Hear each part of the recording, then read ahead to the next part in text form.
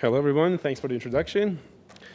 So this presentation, this is an interesting one because I think the crowd is actually ready to be exposed to what we say indoor positioning system and some of the details of how the systems work. So a quick background about our company. Peytec is an industrial IoT and AI company, and we make hyper-accurate indoor GPS and sensing systems. Excuse me, my voice. The applications are in inventory tracking, asset management, and real-time quality control. We mainly serve the industrial sectors such as mining, manufacturing, and agriculture. And we are proud to announce that we're among the top 10 IoT companies in Canada in 2019. So how many people in this room use their GPS today to get to the Mars building? Please raise your hand. I use the subway.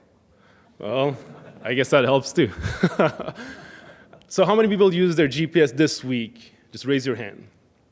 Just everybody look around. Just how many people raise their hands? So how many people use a paper map to get here? Right. So before GPS was invented, we've used this technology's map. You just drop by a gas station or a corner store and you ask for direction. We all know this has been the case. So now, using GPS, we have this multi-billion-dollar application that millions of people use every day, and I'm sure you've all been familiar with, use them or know of them. So let's bring back the conversation. So we are right at the Mars building, and we enter this really beautiful building. So now, the question is, to get to this very place that we are in right now, how did you get your way around? Did you have to go to the information desk? How many people had to ask around for direction? I mean, unless you work in the building. And then the other question is, how many people actually use their phone looking at an indoor GPS map to see where things are? And in fact, this sort of doesn't really exist now in a mass scale. So the point is, today we are in this arena where we have to just go to the kiosk, ask around from people, and if you're in a working environment, you have to radio to get direction. Comparing that to GPS. So, ladies and gentlemen, imagine if we actually had a local positioning system. So GPS, as we know today, stands for Global Positioning System. So we want to take it one step further. Some of you may ask and say, well, we don't really need a GPS. I'm comfortable the way I'm operating.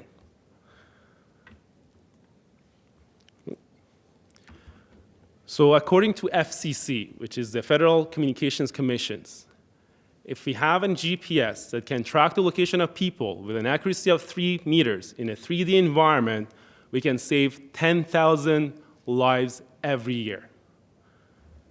Give it a number, is about $92 billion. And this is not just a wish. By 2023, this is becoming a mandate. So every single phone that we have at one point will be tracked.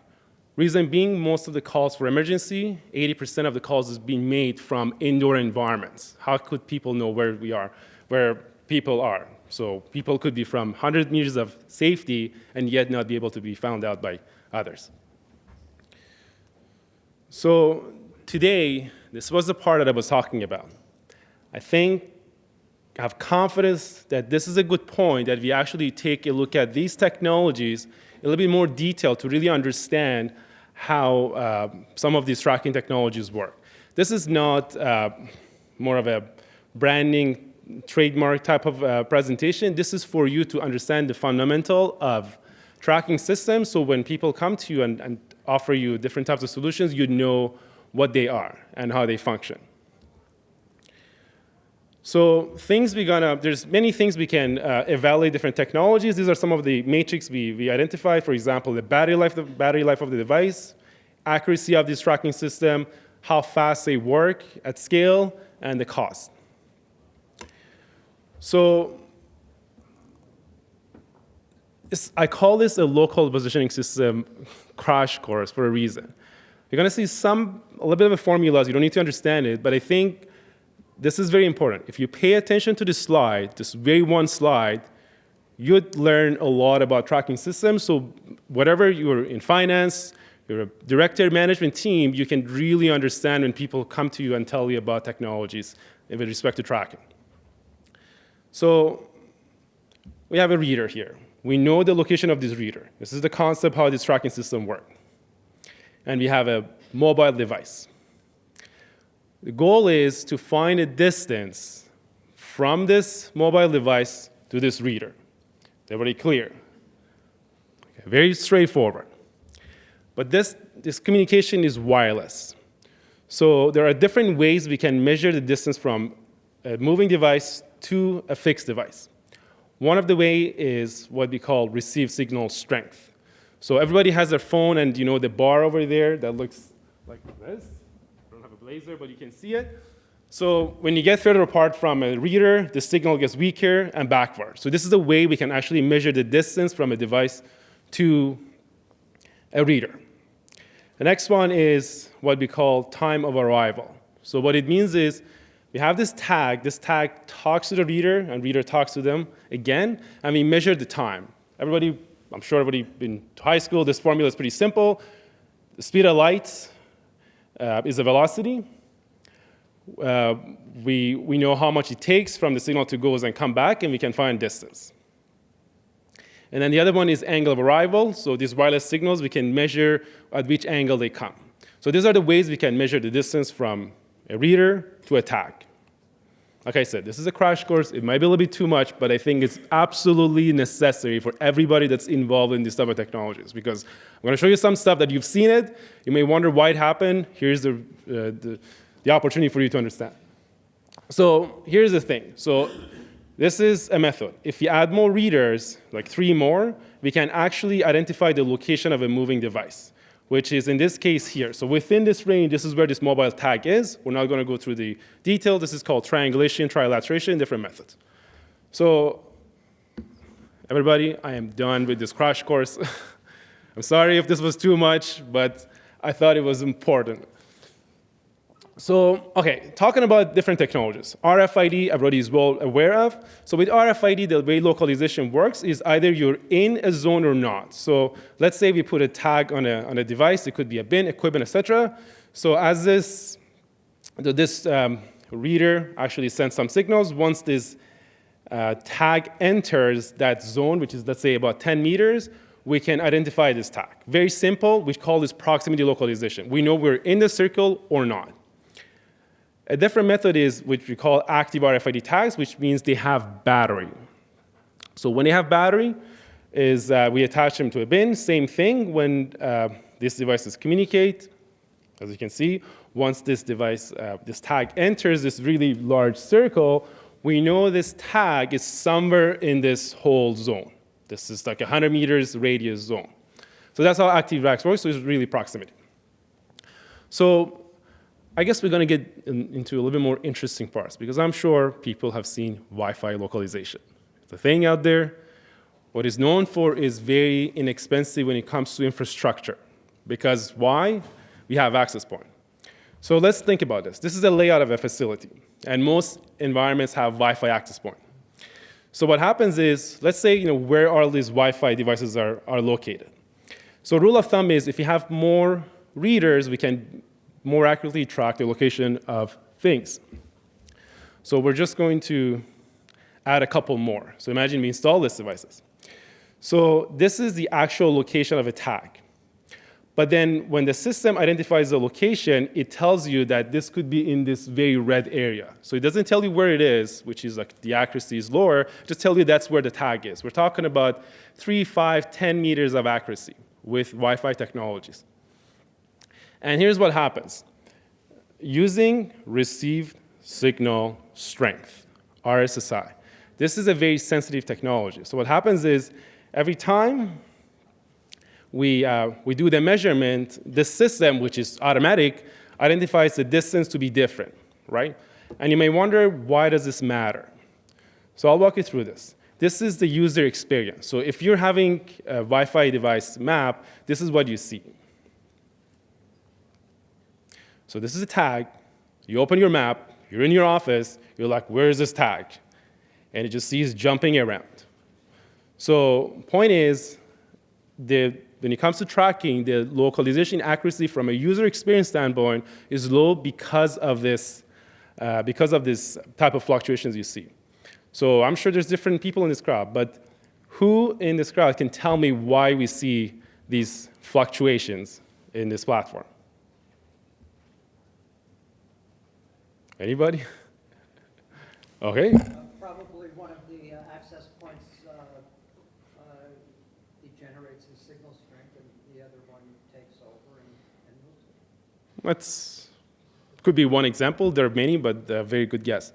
So to tell you what's going on is these walls, equipment, people walking by, we create interferences, and with this signal strength, because they're very sensitive to interference, we don't get a reliable localization. So what happens is, people have gone through it. People spend a lot of investment on infrastructure, and then when something moves, for example, if we just add a new furniture into the room, the tracking system becomes inaccurate. So it would be you have to maintain it a lot for it to work. So in summary, the battery life with these devices are very short, like your phones. Wi-Fi consumes a lot of battery. The localization accuracy is low. The speed is high. We can track a lot of tags at the same time. And the cost is medium. Wi-Fi devices, there's a cost to it, and they have battery. So from this point going forward, I'll just go a bit faster. That was the important slides. Sorry, it was educational, but I hope you use it down the road, and that's my point. So with Bluetooth, it's pretty much the same thing as Wi-Fi. The only thing is it's a little bit more power efficient. Bluetooth BLE devices are more power efficient, but same concept. Usually it's RSSI, and battery life is longer. Localization accuracy is lower unless you put a lot of nodes, which means more infrastructure. The speed is fast, cost is medium. So another technology which we call real-time location tracking system, which stands for RTLS. So we have a tag. This is a technology that works, for example, on concept of time of arrival. So we measure the time it takes from all these readers, and the accuracy of this device could be around 10 centimeters, which is pretty decent. So this is a type of a device that actually could interact with machines because the accuracy is higher. We don't see the fluctuation we see with other technologies. The battery life is medium. Localization accuracy is high. Speed is relatively medium because we need to talk to a lot of nodes. And the cost is also at a medium side. So this is a technology that Peytec has developed. We present it in multiple places, including IEEE, which stands for Institution of Electronic and Electrical Engineers. Wireless Positioning and Sensing Network stands for WPSN. So this is a network that combines localization and sensing to build a scalable, reliable, flexible, and really fast network where we can track the location of many things in real time. And the tag you see over there is called a super tag, where we can actually attach different types of sensors. There's no laser on this, but like that tag over there, you can literally attach different types of sensors. For example, temperature, moisture, light intensity, relative humidity, vibration, any type of sensors that you can think of can be attached by literally plug it into this device, and just the system starts working. So what we give you with this platform is we give you accurate location of things in indoor environments, in addition to sensing capabilities, which could be very flexible. So we, as technologists, are really excited because the way this process works, we come in and we present the technologies, and the real inventors of how this technology could be utilized is pretty much the people that are sitting in this very room. And these tags talk to these readers, which we call them gateways, and we can track the location of things. I'm not going to go into details. So what are some of the applications? One of them is asset tracking and inventory tracking. So we have this tag, the super tag. And here's what happens. We attach these tags to a bin, equipment, machinery, you can name of anything that you want that needs to be tracked. So before I just continue, so what I explained to you was more on the technology stack to understand what it is. This is more on the application, right? This is where it could be used and gets really exciting. So here, for the first time, we give a map of a facility. So it's an indoor map. And in this map, we have different zones. So this is zone A, and this is zone B.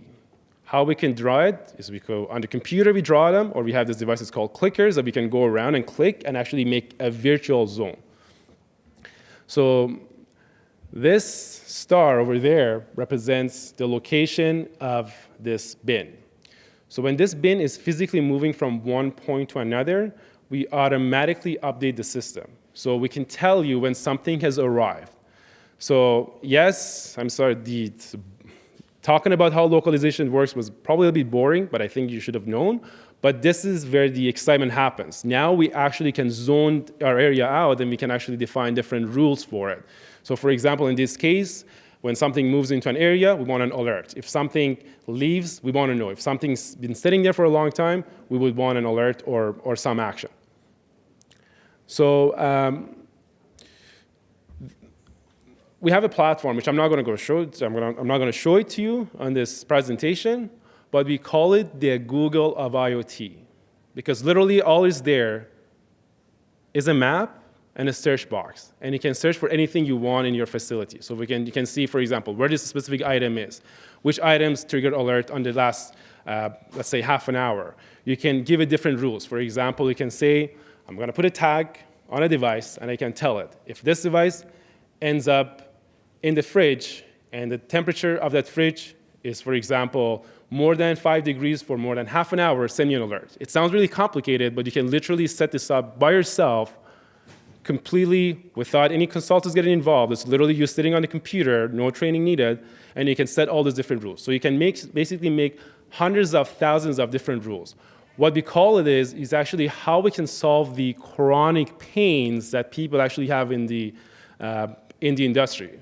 Has this person arrived? Did this person wear this helmet? You know, is this machine been operating? How long this has been sitting there? All this information. So with that said, I'll go through this really quickly. 1 second.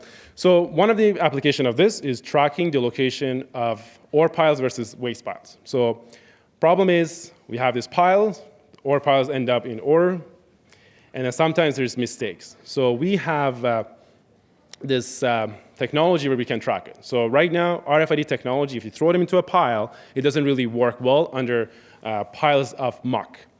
So signal doesn't go through, pretty simple. So with Peytec technology, we have these devices that we call the muck buck for your truck, and we throw them in the muck piles, and we actually can track the location of these because they can actually send their signal through 20 tons of muck piles, both underground and on the surface. And we can just track them all the way through. There's an app. There's actually some web application as well. We've done a pilot project, and we've actually thrown some muck piles over them, and they work about 100 meters away from these tags in real time. So literally, this is a solution to track muck piles from underground all the way to the surface. The metric is 99% reliability. So when a tag was thrown at the point of blasting until it comes through, we got 99%. With that said, I'm done. And the very last point I want to tell you, on November 13th, with Westburn, we're actually having an exciting event at the Cisco Innovation Space, downtown Toronto. We're going to be talking about MuckPuck in more detail and the journey, and how we took this product from where it was with the help of KLG and actually launch it. Now we can sell it in 2000s. And if you have any questions, please reach out to us afterwards. Thank you.